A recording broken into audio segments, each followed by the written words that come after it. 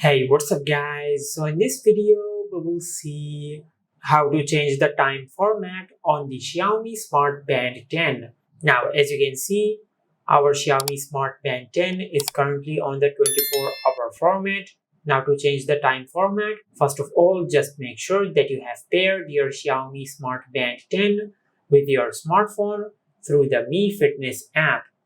Now, after that, on your smartphone, just open settings and in the search bar just search time.